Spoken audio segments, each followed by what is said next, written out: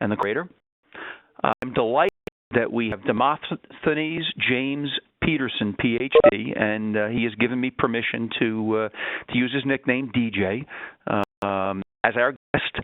DJ's firm, Longview Global Advisors, is a consultancy that works with professional investors and businesses on a range of tasks from strategic planning to market intelligence and due diligence.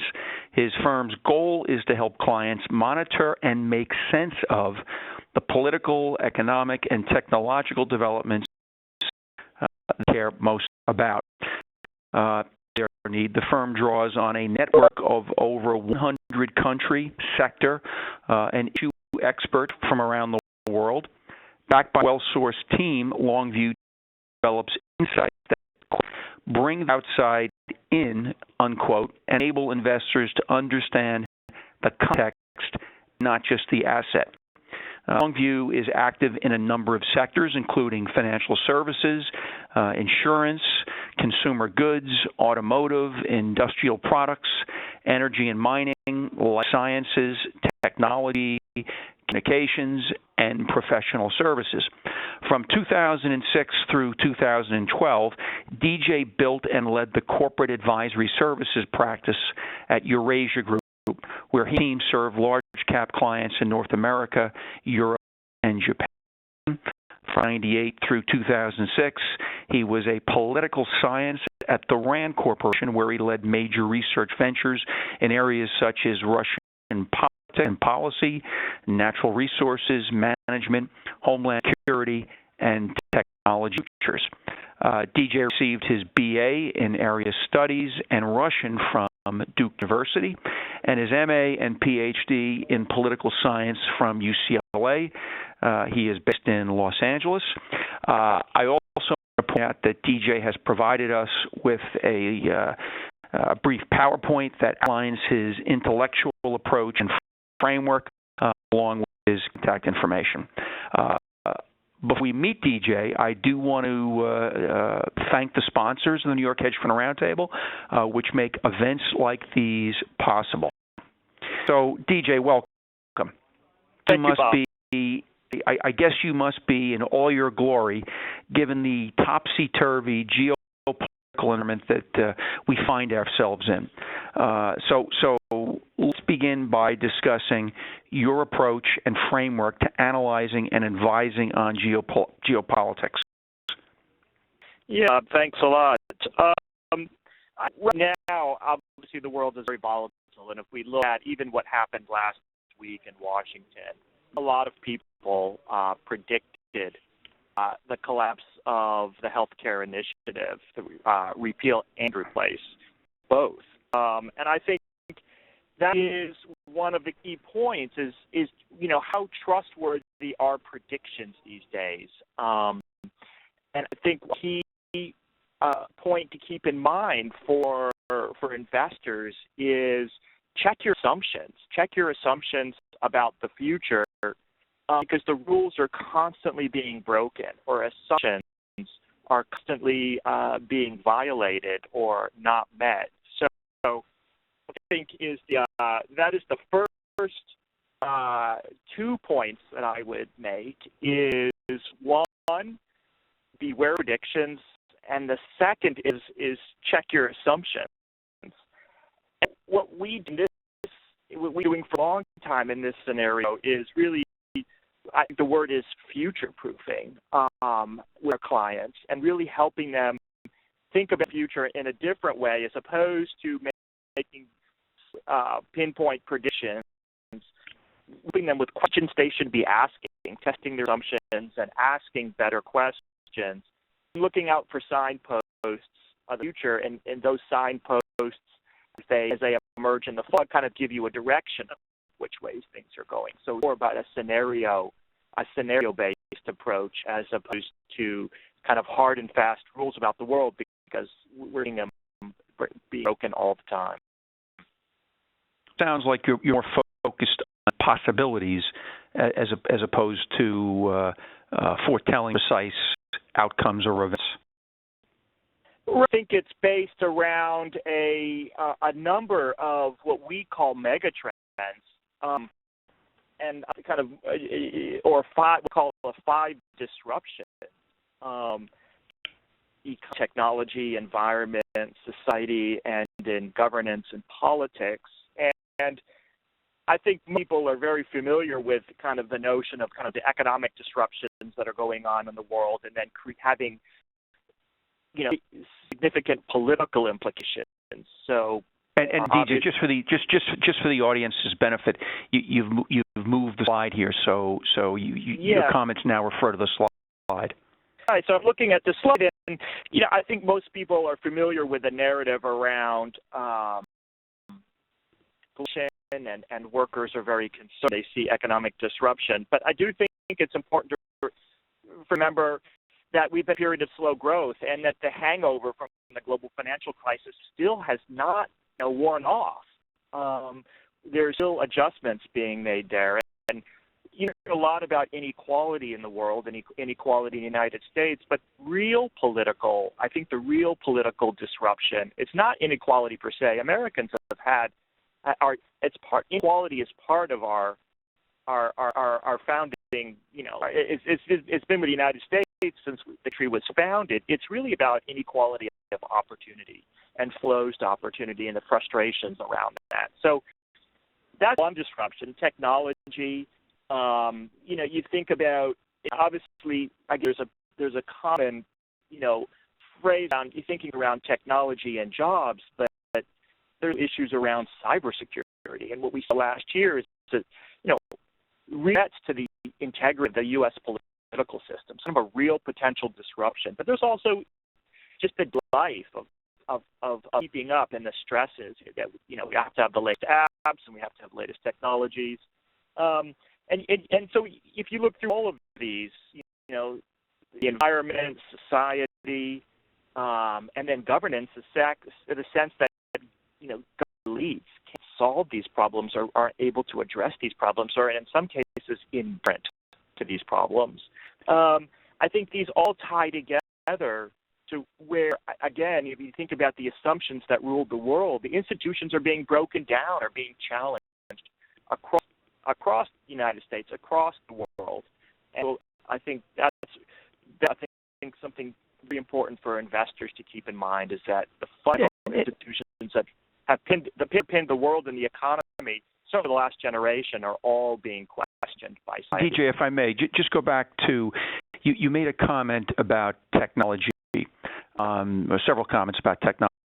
I'd like to sort of bring President Trump into this, technology and trade. There was a very interesting article yesterday in the Wall Street Journal about how robotics is becoming front and center in the world of manufacturing, even in the United States. Yet most of the highly automated plants that we have here in the U.S. Feature products, technology that come from outside the United States, principally Japan and Germany. Question to you: how do you view Trump's view on trade, the nature that I think he's suggesting, and secondly, what would be done to level the playing field? A great question around the technology piece. And I think in some ways, frankly, I don't think the Trump administration really does have a coherent policy around technology or jobs. I think the talk is really, what I might call epiphenomenal, is really just happening around the margins.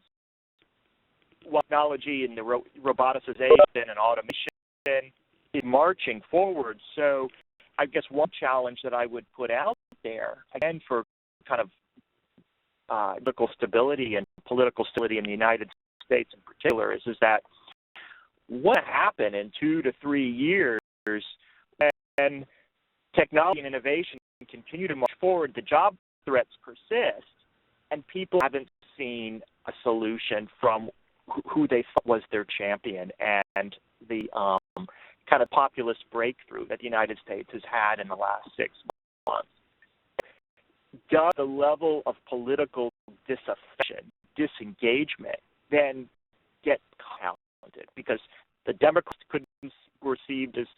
not being able to solve the problem, even though the history of being pro-war in at least in rhetoric and policy, and how the Republicans can't do it.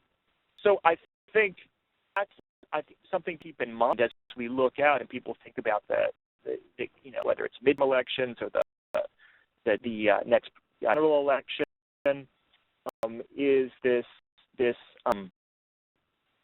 the technology. And then, Bob, just to get to your specific point about trade, clearly, kind of the regulatory process, he can put a dent in trade. But it's not clear that this is going to benefit workers at the grassroots. And by workers, I mean the core Trump constituency, 35% of the United States, who have been fairly consistent and ardent supporters. Okay. So if you don't mind, let me dial back to something else you said in your opening comment. You mentioned future-proofing, okay? So let's tie that into Donald Trump and the Trump election. Get it wrong? I mean, how did they get it wrong? How did it so wrong in the United States? That's a great question, and it's one that as a researcher and analyst at heart, I really have thought of a lot. There's two factors, kind of analytic or methodological factors at play here. One is that polling in general is not good at dealing with scenarios where you have extreme candidates. So the polling is good at recognizing, say, mainstream, because polling data, polling science, pollinologies are based on past practice, and they're based on kind of an understanding and practice. The United States has largely had mainstream candidates. If you think like of a Mitt Romney, through the price system 5 years ago. And so extreme polls are not really good at predicting behavior when you have extreme candidates, which also somewhat translates into unknown candidates. If you recall, there was a lot of questions about who are these Trump voters and how motivated will they be to turn out. So are you saying that whether outlier candidates or issues like Trump, Brexit, Marine, or these other, let's say, national elections in places like Spain or Italy, it's a real outlier wild card here. There's a likelihood of the 100-year flood that happens every 30 years. Well, exactly, and I take this back to my point about check your assumptions. What are our assumptions about the electorate? And if we think about the massive technological, societal changes that are at play, then assumptions based on the past are not good predictors of the future. Similarly, what we're seeing is related to more extreme candidates. Obviously, Brexit was a referendum, and again, polls are not always good at predicting kind of these binary yes/no outcomes, especially in countries like the UK, which don't even have a tradition of referendums. And so when you add what I call VUCA world, the volatility, uncertainty, complexity, and ambiguity, and then you try to predict binary outcome. I guess it's difficult. Now, I assumed that a lot was being invested in polling. There's a lot of money, and you have people like Nate Silver and the New York Times innovating all the time in their polling and reporting. But frankly, they were still, I think, in many cases, based on assumptions from the past. Okay. We're now 10 weeks into this new administration. Based on what you've seen and based on the advice you just gave, what are your calls on the policy front, and how might these outcomes impact various sectors of the economy. Right. So I think, first of all, again, the notion of linearity in Trump administration, in what I call Trump world, is just, I think that's an unrealistic expectation. And I think two things. One is, if you think about, the first 4 weeks or the first 6 weeks, and everybody is, wow, so much is going on. It feels like, not 4 weeks, but 4 months or 8 months.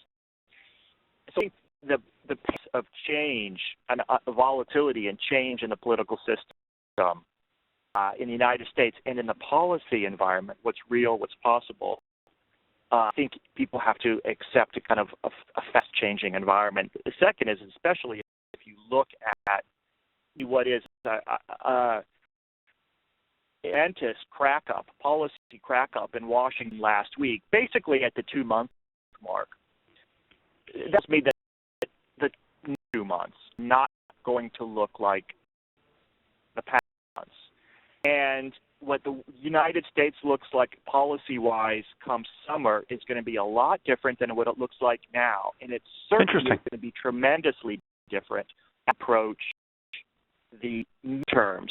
So when people talk about, midterm elections or Trump re-election, I say, we have to get through a lot between then, and the world is going to change fundamentally. And there, you think about, obviously, we've gone through this tremendous policy exercise in healthcare. What I see and what I'm telling clients is what I call the field of play has been blown wide open. It's put so much on the table. You mentioned trade. Obviously, we have tax, infrastructure, all kinds of regulations, reforming the courts, you name it. Everything is on the table still, and such can change. And there's so much in play, and the interactions are so great. So, as I think is very clear, how healthcare has been playing out and has played out will have tremendous impacts in infrastructure. So, it's a very complex policy environment. If you think back to the good old days of Obama, or what people thought would be Hillary land, which is basically gridlock, nothing happening. Now we're in this kind of wide open world, and then of course you've got Brexit in the background. You've got relationships with our major trading partners all open. We have, questions about the future, security arrangements in Asia and in Europe. So everything has been blown wide open. Again, go back to this your assumptions about what the United States relationship with. So DJ, stay with healthcare for a second, okay? Let me ask you this question. In view of your comment that months down the road, the world is going to look much different. If, as I understand it, roughly 20% of our GDP goes to healthcare today, okay? Right. What do you see that number looking like, not necessarily in 2 months, but when this thing is all played out, when the Trump Republican agenda is all played out in Washington, and they get to where they want to be or where they're going to get, what's that going to look like? What kind of number are we going to have? Is it going to be 20%, 22%, 18%? Any thoughts on that? Because I think of all the sectors, right, healthcare is the one that impacts the budget the most. Right.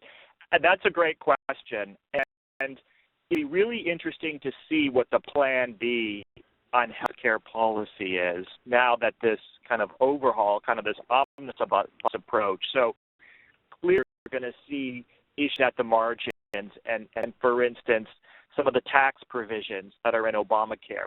Will they be picked apart and repealed? Regulations be rolled or rolled back, which will affect, could potentially have some significant bottom line impacts in healthcare. I think actually it would be credible, thinking about sectors and impacts of the future, who's going to benefit or who might be hurt. In some ways, I almost think we might, at least certainly in healthcare, actually be in a gridlock scenario again. And so what happens will be happening at the margins, and in some cases swamped by larger issues such as technology innovation or interest rates or consumer sentiment. So in some ways, the economy that we have today, I think it's reasonable to expect, is the U.S. economy actually going to be changed that much if they couldn't do health care? What are they going to be able to do that's big, that's really going to move the needle macroeconomically or sectorally? And so I think, again, we've had this incredible Trump trade based on assumptions about fundamental changes in the tax system, the regulatory code, and perhaps in fiscal policy. I think it's very prudent to check if those big changes are going to be forthcoming, and are they really going to move the needle in sectors such as healthcare. And if I'm hearing you correctly, what I hear you saying is it's uncertain. It's very unclear right now what the outcome of the healthcare situation might be. That's correct. I just don't see a lot of changes coming. Certainly in the next year, if we believe the president and they're going to pivot to tax, then healthcare gets regulated. It really becomes more of a regulatory question. So he can get rid of. He could wipe away the EPA. He could get rid of the Energy Department, the Education Department. He wants with defense, but none of that really. You add it up, it is in fact the line. Like so, if you don't really, that's right. And that's probably not good, because at the end of the day, if we run chronic deficits, they have to fund it.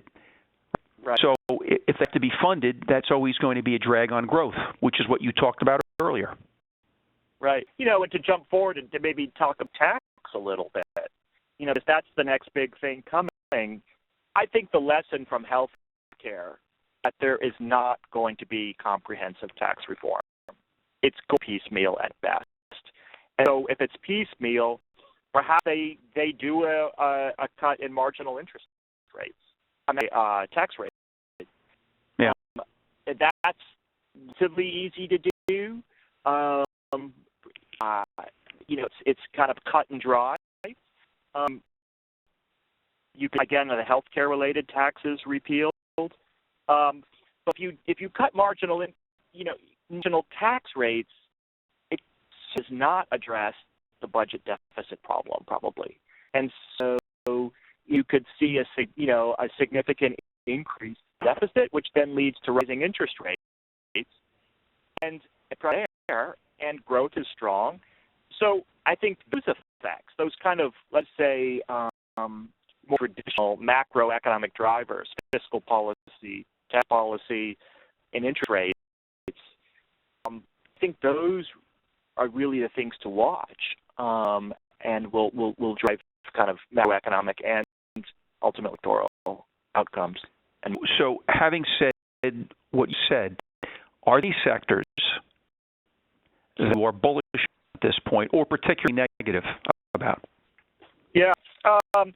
If you play out, we start with the understanding that the U.S. economy is generally perceived to be in a kind of a Goldilocks position right now. Growth is good, inflation's still low. I think you run that scenario out sectorally, and you obviously consumer, its trajectory. I think housing and real estate, if interest rates are going up, it can play out, what impacts across real estate. The president at the EPA today, and he's trying to, unleash the shackles on coal.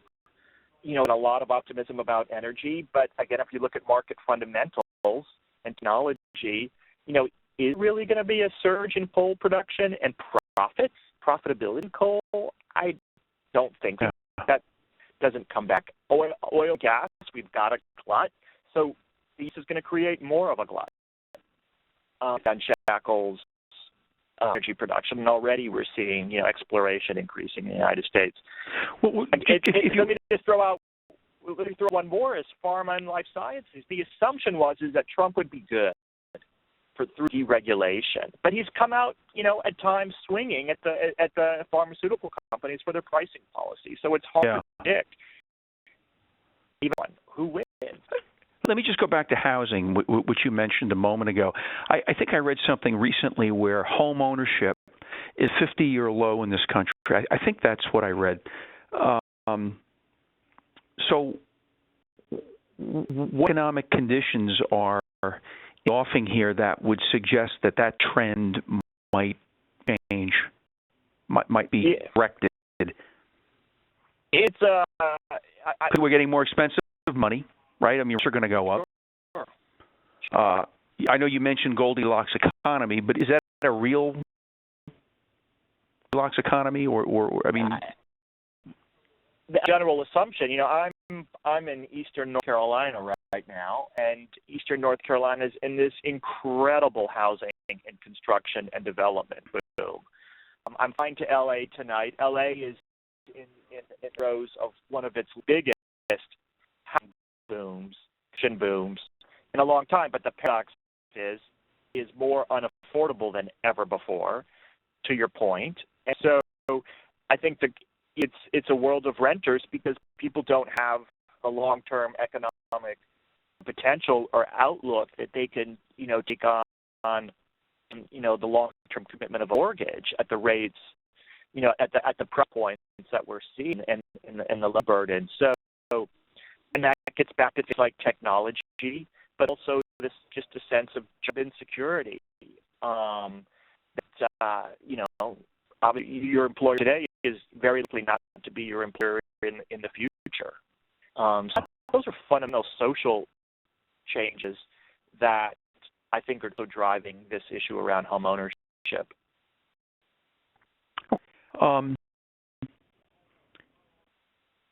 Talked about. I'm looking at the 5 disruptions are shaping the business and investment context. Right. I see number 3, environment. I don't think we've talked. I'd like to get your view on climate change and the impact that climate change have on society and the economy. Right. I think it doesn't get talked about enough. I think it's also very big and very broad, and the teasing up the market implications is difficult. But in this world of disruption, I think you've got to consider environmental disruption. And the scale, at least of what the scientists are talking about, that is already taking place, is tremendous. Now, at the same time, you have more people than ever, despite all the research, denying climate change. And so what I think is going on here is a real denial, a sense that this is too big for me to get my mind around it, so I'm not going to get my mind. I am going to deny it or ignore it. But the point is that it's this kind of, and as we know, most of the dialogue around climate change is very negative. So people just turn it off. It's just too big for the average person. It's difficult to understand. Again, I live in California. We've gone through tremendous drought. Now we're in this tremendous rain precipitation year. It's just hard for people to get around. That's the point about extreme. And then in the environmental category, I also put just the notion of terrorism and security. Your sense that your neighborhood, your community, your country is not secure. Yeah. Okay. Let's move on for a moment. And we talked about Brexit. Sometimes Americans tend to not appreciate the extent to which we are very much tied to the United Kingdom. I believe that the United Kingdom is the largest investor in this country and vice versa. Obviously, the United Kingdom has been involved in a 40-year relationship with on the continent. This whole issue of Brexit would fall under what you had mentioned before when it comes to fat tail surprises. So, given that, what are the surprises that we should be watching for as Brexit unfolds? Right. And in particular, if I can, I'm curious to get your view on how, if porting is changed, how would that affect the free flow of capital? Of course, London is one of the great financial centers, and to what extent will London activity be curtailed as a result of Brexit? Right. No, that's a good question. I think the capital flows issue is a big unknown. All on Brexit is it's going to be harder, slower, and more costly than expected.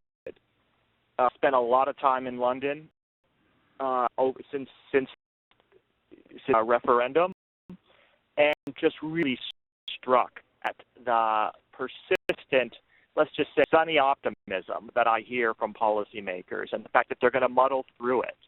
And it started with Brexit denial, and it was going to be reversed, and then it was going to be soft. But everybody I talk to and every Senate I've seen from the government doesn't give me confidence that they actually have a grip on the situation. Now, you can say maybe it's just a very difficult remit, and it's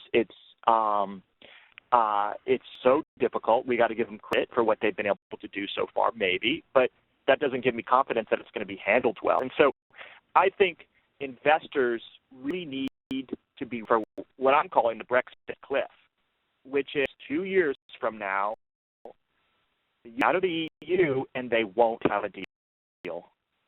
Now, the dozens of deals that are required. Now, there could be a continuing resolution of some sort, a fudge, but that's not in the Europeans' interest. They want to make this hard. They're sick and tired of this already.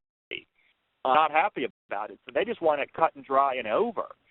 So I think there's a real scenario where the UK is out and they do not have the fundamentals in place for a new relationship. And so it's kind of, they're back to WTO world.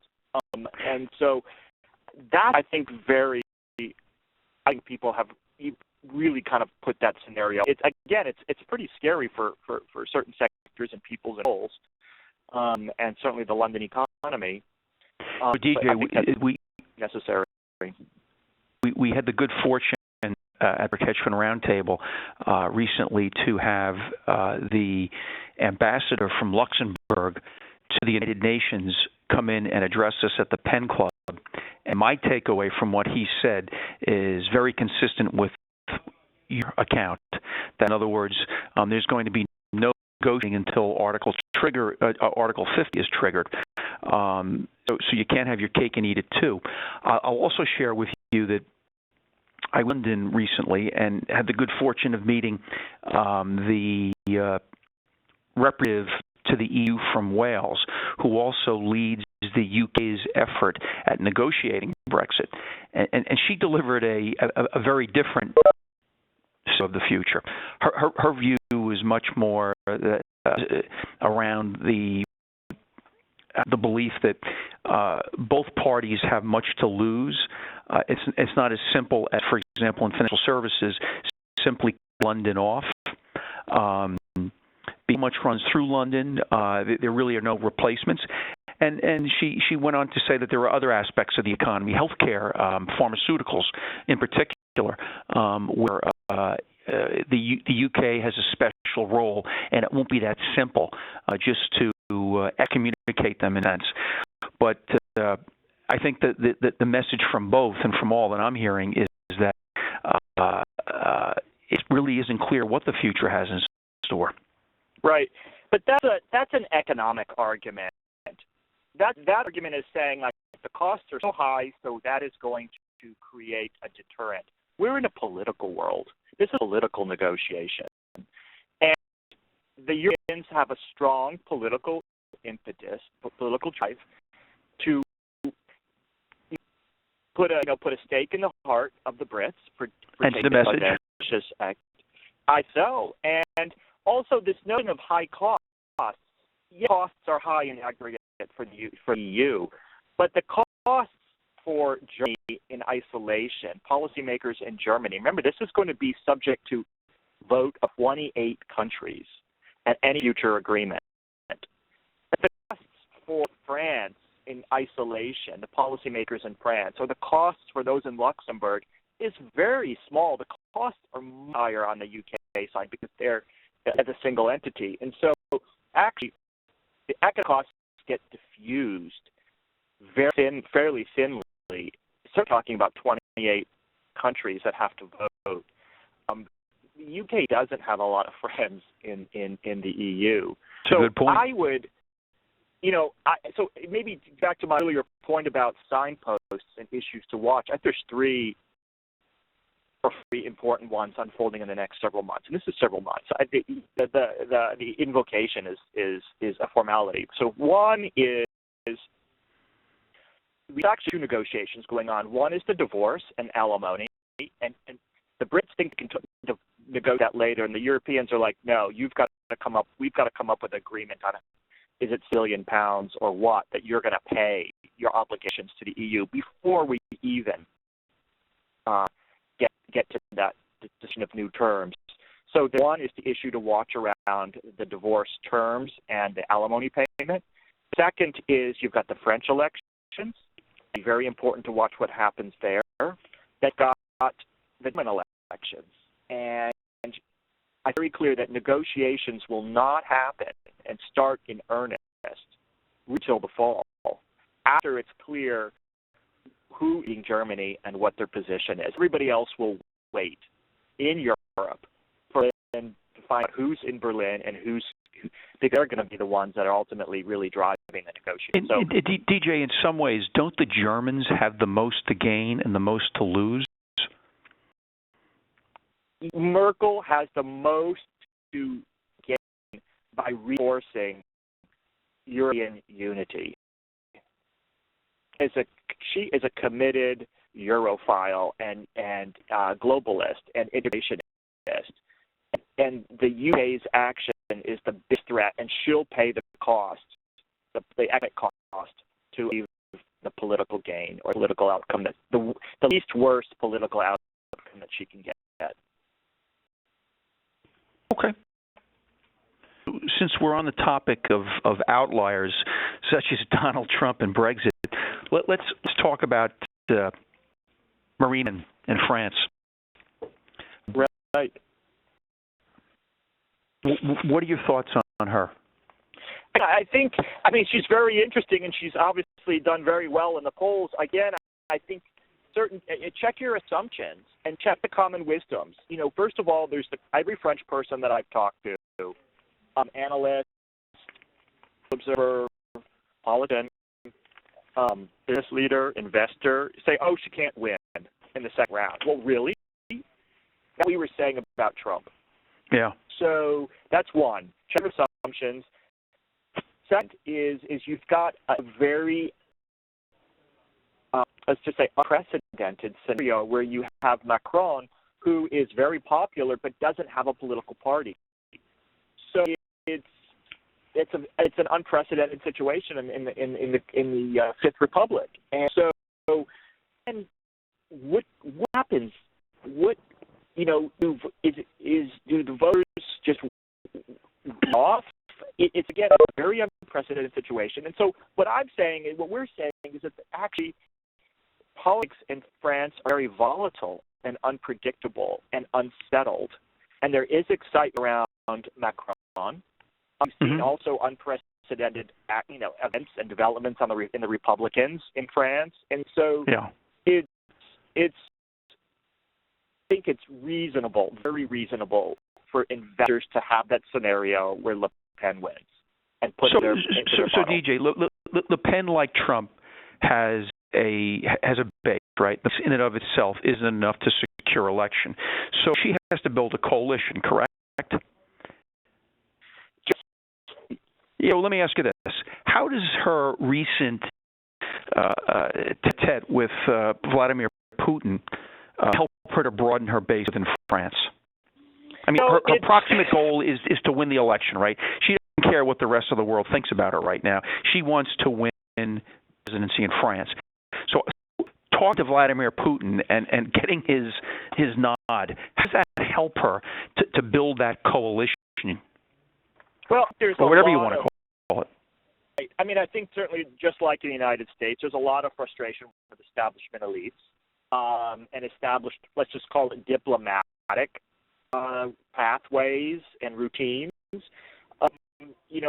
Obviously Trump, what Len is doing is she's, in some ways borrowing a book or trying to write on Trump's coattails.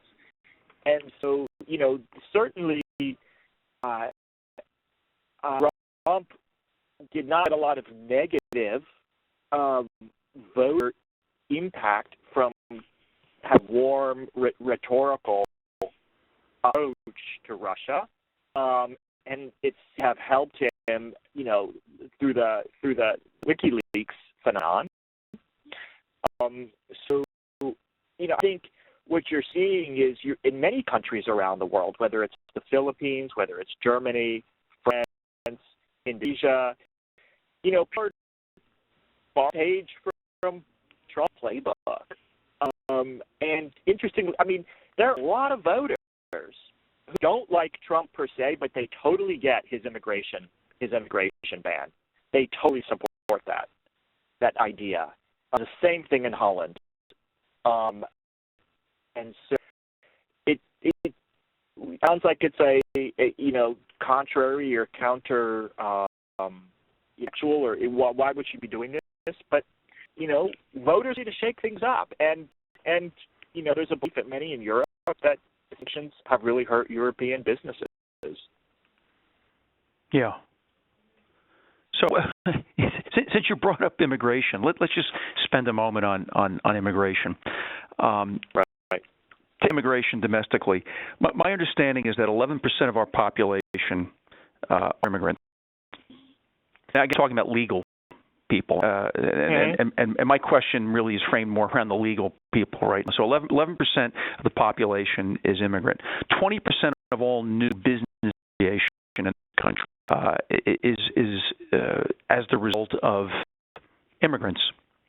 40% of the Fortune 500 companies in the United States were founded by immigrants. We saw a lot of talk about this H-1B visa program, a lot of criticism toward it. We have the greatest universities in the world. We attract the greatest talent. Why on earth would we want to attract the world's greatest talent? Hasn't that been one of the strengths of this country? On one hand. Now, on the other hand, I get it that I understand why people who, if they've committed heinous crimes and they're in this country illegally, there's room for them. I'm curious where you see the immigration question going in this country, and do people understand or appreciate, or do you even agree with this statement that immigrants play a critical role in the ongoing economic and social rejuvenation of this country? Right. Yeah, happy to answer that. Just to remind the listeners, feel free to write in a question in the on the interface there if you have a burning question you want to deal with. Happy to answer. Going back, I think one thing it's in what Trump has really done is really changed perceptions of immigration. Now, whether it's economically rational or not, I think it's a different question. Again, economic rationality and emotional and political are different things. And there's many arguments been made that Trump's voters are not actually voting in a rational economic self-interest. So that it's true that they're voting around emotional and kind of perceptual issues and beliefs. And so, one thing that again, this disruption, societal disruption, I think we haven't really come to terms with the fact that there, over the last generation, the influx of immigrants into the United States, in places like Western Europe, into London, has been phenomenal. Again, I'm in Eastern North Carolina, and you go through any small town in Eastern North Carolina, and what is this the upsurge in the Latino population, and of course they're working in the tobacco fields, they're working in the pork producing factories, the chicken factories, and agriculture, in really hard jobs, but that you've seen in California, that's part of our fabric.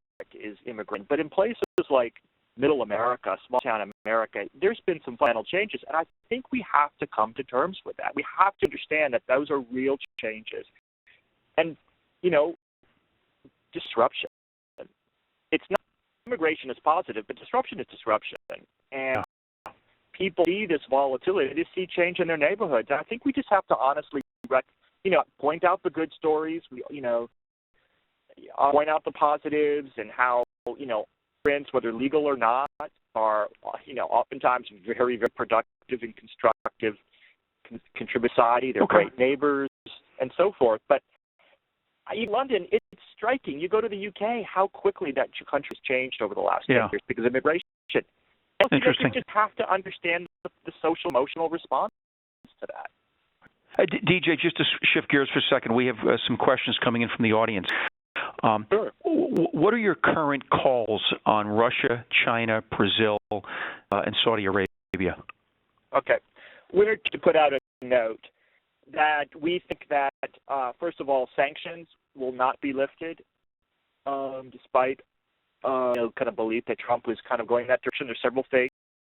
One is that, especially with the latest news that Jared Kushner will be testifying, there's just so much noise, political noise in Washington around nations of ties and improprieties that is totally pushed off kind of any kind of sanctions alleviation off the table. So we're not going to see a lifting of sanctions anytime soon. I think the next real signpost would be an election. If SPD wins, they are more favorable towards a war economic relationship with Russia. That's the first. Second is Russia is an oil economy, and the economy goes up and down with the oil price. And I think what we've seen is that there is no end in sight for the weak oil prices, and so that continues to put tremendous pressure on the Russian economy. You've seen, have not seen any sign of an uptick in investment. It's really just going sideways. But just to be clear, this is not really a revolutionary scenario. Russians have a tremendous ability to absorb hardship, not like Americans. They're pretty tight ship there, right? I mean, he doesn't. Yes. Not excessive spending. I don't so much the police state, but it sounds like internally well organized. He is. They're fairly fiscally conservative. They burn through a lot of the reserves to defend the economy in a financial crisis. They'll do it again. They've stabilized on that front, but they'll do it again if they need to. But ultimately, it is fiscally a fairly well-run economy. What about China? I think it's very, if you look at this slide with these little hexagons on there, I think China, in the bottom left, leadership transition, I think is a really big issue coming up. You have a very important Congress, basically the second term starting of President Xi. There's a lot of optimism that Xi 2.0 is going to be President Xi 2.0. His second term is going to be capitalized on his mandate and finally push through those reforms. I think what he's shown himself to be politically is he's very much a status quo politician. And because so many other threats, such as capital flight, they'll down, kind of long-term prospects of industrial production, industrial capacity, tremendous pollution problems that he's trying to do those. So I don't think there's a lot more that he can put on his plate in terms of reform. I think he's this idea that there's going to be a liberalization in China is just way too optimistic. Capital flows, continue to tighten. I think that'll be very important. What about the possibility of military confrontation with China, its neighbors, and others? That's the thing. So the signpost to watch is the Communist Party Congress, which is in the fall, usually October, November timeframe. And so they're putting in place a lot of, let's just call it the propaganda the media messaging around the run-up to that. They spend a lot of time tilling the field and preparing the ground for that. So we're 6 months out. Clearly, he's going to want to put up a brave and tough face. And it was kind of the immediate signpost to watch is you have a summit between President Xi and President Trump coming up in a few weeks in Florida. You also have the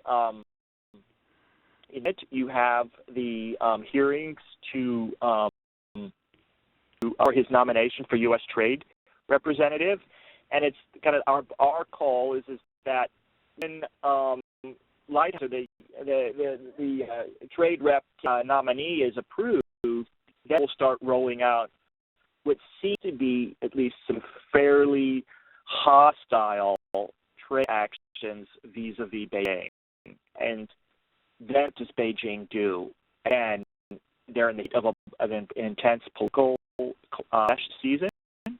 So I think what we're hearing from our folks on the China watching side is that China, the policymakers there are scrambling and thinking through how hard they would have to respond to anything provocative coming out of Moscow. I'm sorry, out of Washington. Out of Washington. I think, yeah. So watch what happens after the Kaiser gets approved.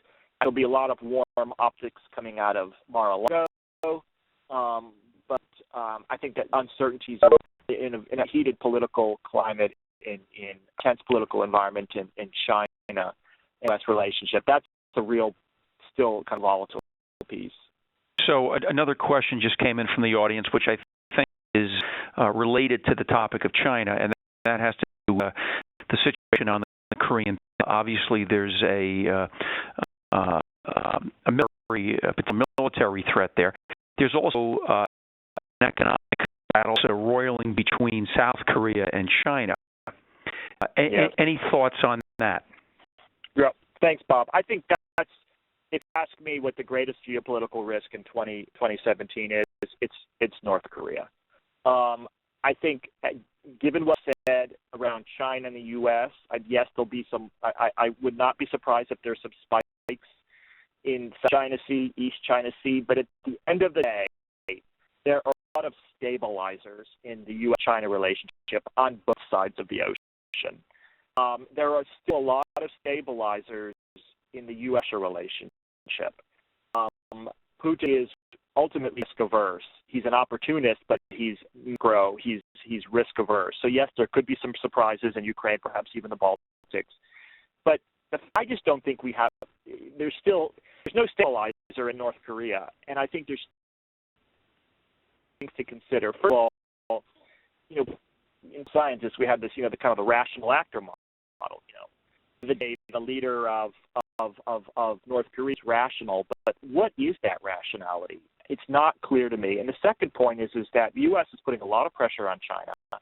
China's starting to put tighter turning economic screws. If North Korea is feeling backed into a corner, what is the best rational, or perhaps semi-rational, or emotional step to take? It's not clear to me, and I just think, given that's at stake with their missile program and their nuclear capability, the status quo will prevail, that our assumptions from the past will prevail. But I think people have to keep the nuclear threat in mind. I have one last question that came in, and it's to do with cybersecurity.